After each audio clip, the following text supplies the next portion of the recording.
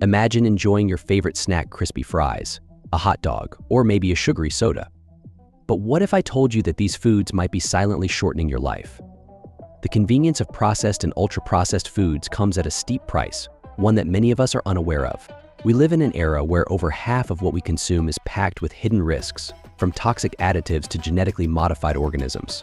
Today, we'll uncover the dangers lurking in your diet and explore how they could be impacting your health in ways you never imagined. The dangers of processed foods. But first, as you've probably heard in a headline or two by now, it was a sobering day for meat lovers, especially in a country that ranks second in the world for eating the most meat. William Brangham has the story and some perspective on what you need to know. This new report released today by the World Health Organization found that often beloved meats like sausage, bacon, ham, and hot dogs can cause certain types of cancer. Prior studies had established similar connections, but the WHO was the most prominent health organization to specifically say processed meats can cause cancer. It looked at more than 800 studies around the world. It also found that eating freshly prepared red meat like steak or pork or lamb probably can cause cancer as well. Here to help us sort through this is Jonathan Schoenfeld. He's a professor of radiation oncology at Harvard Medical School. He co-wrote a notable paper for the American Journal of Clinical Nutrition in 2012 about the links between diet and cancer. Dr. Schoenfeld, thank you for doing this. The WHO certainly put the scare into meat eaters all over the country today. How much of this, if I'm someone who has a couple slices of bacon or a turkey sandwich a few times a week, how worried should I be? Sure. So I think it's important to realize that what the World Health Organization did was, like you said, looked at hundreds of studies and put the evidence from those studies together to show that the consumption of processed or red meats was quite possibly. Processed meats like bacon and hot dogs are classified as Group 1 carcinogens by the WHO, right alongside smoking. Despite this, they remain dietary staples, contributing to rising cancer rates and other chronic illnesses. The risks of ultra-processed foods.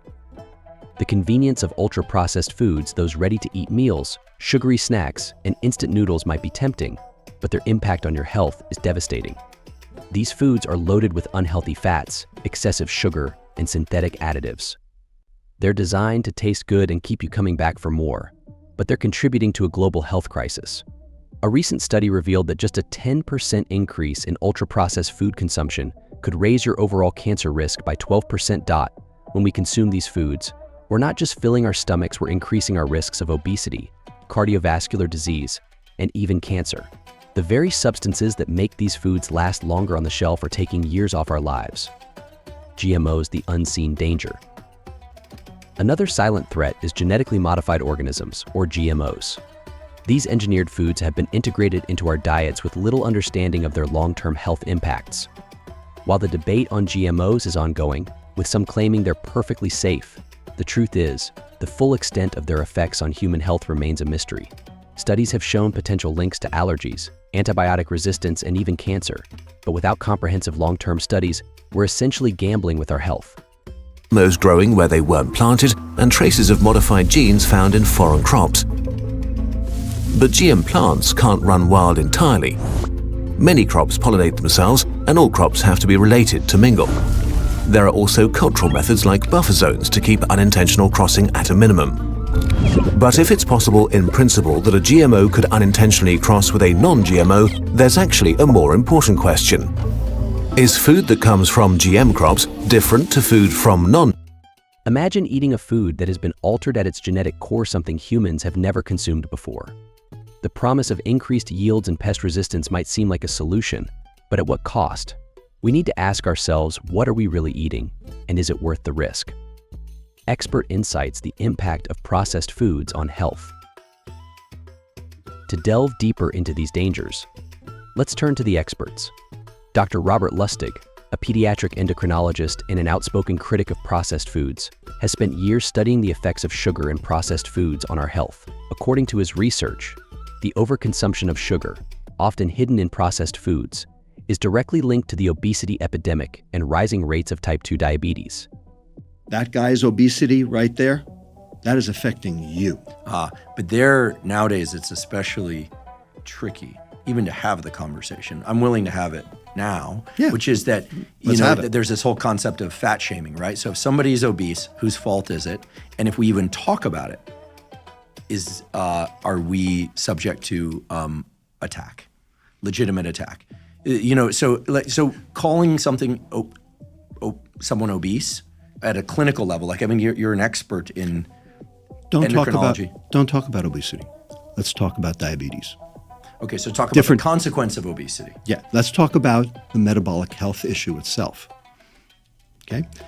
The fact is that diabetes is now 11.4% of America. What was it 20 years ago? It was 20 years ago, it was about 8%. I was wondering this earlier. 20 years ago, there was a lot more margarine in refrigerators, but people were thinner and there was less diabetes. Yeah. Everything you told us about margarine and trans fats is that it's bad, bad, bad. Now butter is back, as Time Magazine and you said. Right. So clearly can't be the transition away from trans fats that's increased obesity. Well, no. So it's going to be the increase in sugar and It's the increase in sugar. and these hidden sugars in foods. Exactly. That's Okay. right. All right. The key, though, is Pakistan and India, because and China. They are not fat, but they have 14% diabetes rates, and they're thin. And the reason is because of ultra-processed food. Are there any countries in the world that don't allow high fructose corn syrup, or at least not at the level that we do? Oh, the frequency. boatloads. Okay, there are boatloads of countries that don't import high fructose corn syrup or don't make it. So Scandinavian countries? Scandinavian countries, most of Europe, other than the Asia-Pacific Rim, so Japan has it. In fact, it was invented in Japan, 1966, Saga Medical School, Takasaki et al. Korea has it, but Australia does not have it. Thailand does not have it, but they have just as much of an obesity and diabetes problem as we do because they have sucrose. Because high fructose corn syrup and sucrose are no different metabolically. So it doesn't really matter. It's that one-to-one. It's the one-to-one thing, exactly. Of glucose and fructose. So here's the question, Andrew. Okay, so I want to go back to that. You said all this food is still on the shelves. Is it food? What is the definition of food? Can I give the definition that I think most people would give? That's not necessarily the one I would give, but something that contains caloric energy. Right? Like I could eat this microphone, but it's not going to provide much useful energy. The definition of food, straight from the dictionary, and believe me, I looked it up and memorized it. I believe you. Substrate that contributes to either growth or burning of an organism. Interesting. That is the definition of food. I'm pretty scientific. 100% correct. Growth or burning. So any substrate that passes your lips that contributes to either growth or burning, that's food. Okay, let's do it. Let's do burning first. I just showed you that sugar, which is the marker of ultra-processed food, and 73% of the items in the grocery store are spiked with sugar, inhibits burning. It inhibits those 3 enzymes involved in mitochondrial function. Now let's do growth. My colleague, Dr. Efrat Monsenigo Ornan, who is the chairman of nutrition at Hebrew University, Jerusalem, actually looked at this question and showed that ultra-processed food actually inhibits growth. It inhibits cortical bone growth. It inhibits trabecular bone growth. It inhibits cancellous bone growth. It inhibits linear bone growth. It hijacks growth for cancer because it inhibits mitochondria. And so you have to then grow instead of burn. And this was work that was done in vivo or in vitro? In vivo. In vivo. So these are people that are eating high amounts of highly processed food. Exactly. How did he find those in the Middle East? They found, in Israel, they found it. So the bottom line is, if a substrate does not contribute to growth and does not contribute to burning, is it a food? I guess the answer is no. Well, that's 73% of what's in the grocery store. So I would argue, you said the food's there. No, it's not. That's not food. In fact, it's consumable poison. So this leads to an important... Dr. Lustig's findings reveal a grim reality: the sugar hidden in our processed foods is not just making us fat, it's making us sick. And it's not just about the obvious culprits like candy and soda sugar is hidden in bread, pasta sauces, and even salad dressings. The power of natural foods: garlic, cinnamon, and honey. But it's not all bad news. There are natural foods, celebrated for centuries, that can have a profound impact on your health. Let's take a closer look at garlic, cinnamon, and honey, 3 powerful ingredients that offer a natural way to protect your health. Bernardo Lapallo, who lived to be 114 years old, credited his longevity to a diet rich in these natural foods. Garlic is known for its heart protective properties, cinnamon as a powerful antioxidant, and honey for its natural sweetness and health benefits. Some birthday wishes for an East Valley man. Today he is 110 years old. Yeah, as Susan Casper reports, the guy is sharing his secret to longevity. If you eat properly, get your rest. Words to live by, considering Bernardo Lapallo of Mesa was born in 1901 and has lived to be 110 years old. They had no automobiles. They had no airplanes. I saw them all come about. Bernardo tells me he's never been sick a day in his life. He walks every morning and eats mostly organic fruits and veggies. People ask me,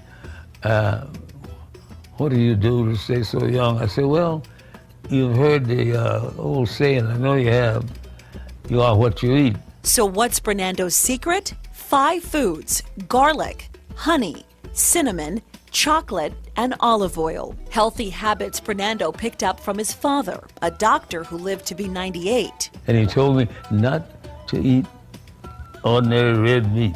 He said lamb is okay, but red meat, stay away from it. Hot dogs and French fries and all those things, don't eat it. Bernardo keeps his brain sharp by being a voracious reader, solving crossword puzzles and playing checkers. I can remember things that my father told me when I was 8 years old. A father who showed his son how to have a rich life worth living. And he taught me how to live, how to eat, and to have faith in God, and he would take care of me. And so far, it has happened. In Mesa, Susan Casper, ABC 15 News. Garlic has been shown to reduce cholesterol levels, lower blood pressure, and boost the immune system. Cinnamon, rich in antioxidants, helps fight inflammation and lowers blood sugar levels, making it a great addition to any diet. And honey, with its natural antibacterial properties, not only sweetens your food but also boosts your immune system. Transition the shift to healthier choices. The foods we choose to eat every day play a significant role in our overall health and longevity. By making conscious choices to include more natural, whole foods in our diet, we can combat the risks posed by processed and ultra-processed foods. Experts like Dr. Joel Fuhrman advocate for a diet rich in nutrient-dense foods: fruits, vegetables, nuts, seeds, and beans, believing that food is medicine and has the power to heal. That means if your salad is mostly lettuce and tomato, then put some red cabbage on top, or some watercress or arugula on top, or some sliced bok choy, or something that's cruciferous in that salad. Raw broccoli shreds, because that raw cruciferous is a very important part of the healing ability of your body to eat some raw cruciferous every day. So the raw vegetables include all those foods. And then you want to eat some cooked vegetables, and the cooked vegetables should include cooked green vegetables like asparagus or artichokes or broccoli. And we'll discuss how to cook them in a minute. And they should also include some cooked mushrooms and cooked onions. And then I want people to eat beans every day, approximately a bean burger, beans in a chili, beans in a soup, beans on top of your salad. If you're not making a chili or a bean dish, then put some beans on top of your salad. If you're putting some beans in a bean burger or a bean chili or a bean soup, you can have the salad without the beans, but try to get some beans into your diet. Even a little bit goes a long way. Have a little bit of beans in your salad or in your meals every day, because a little bit of beans each day keeps you digesting beans better, because it keeps the bacteria built up that digest the beans. If you never eat beans, then you eat them, you don't digest them very well. If you're used to eating a little bit all the time, you'll digest them better and you won't produce so much gas. Not as much fun, but not as much gas. And then raw nuts and seeds. It says 1 to 4 ounces because some people need 3,000 calories a day. Some people are doing a lot of exercise. Some people are bigger guys and they need the extra calories. But I usually recommend even people that are less physically active or overweight, I still allow those people to have 1.5 to 2 ounces of nuts and seeds a day. So at least 1 ounce, but you could have up to 2 because it's about 175 calories an ounce. So if you had 2 ounces, that's still only 350 calories, and you can still be under 1,000 calories a day if you had 2 ounces of nuts and seeds still but you would have to eat less of some other food if you're eating more nuts and seeds. But you recognize that there are 175 calories an ounce, and some people are just smaller, need less calories. But what I want you to recognize right now is that I don't want you to snack on nuts and seeds. I want you to eat them with the meal, and I want you to conserve their use to use them with the meal that you're eating the most vegetables with, because the fat facilitates the absorption of the anti-cancer phytochemicals from the vegetables. Let me say that one more time. I might be eating oatmeal and blueberries for breakfast, or steel-cut oats, or I might be having a mango and an avocado. I might be having, but I try to use I might have some walnuts or some flax seeds with my breakfast, but the most of my nuts and seeds, I purposely don't eat them with breakfast. I reserve them for my use with lunch when I'm eating my salad and my vegetable bean soup and my vegetables, because I want to have the fat content in that meal to maximize the absorption of the anti-cancer nutrients in that lunch meal. Did you follow that? Dr. Fuhrman's research emphasizes that the more nutrient-dense foods you eat, the less room there is for unhealthy options. By filling your plate with greens, fruits, and whole grains, you're not just eating better, you're taking control of your health and potentially extending your life. The long-term benefits of a healthy diet. The shift towards a healthier diet doesn't just prevent disease, it enhances your quality of life. Studies show that a diet rich in fruits, vegetables, whole grains, and lean proteins can reduce the risk of chronic diseases such as heart disease, stroke, diabetes, and certain types of cancer. Moreover, the benefits of eating well extend beyond physical health. A healthy diet also improves mental well-being, boosts energy levels, and supports a longer, healthier life. Benefits of plant-based diets are many, and as you have probably seen in the news lately, they're catching on. And the reason they're catching on is because they're very successful.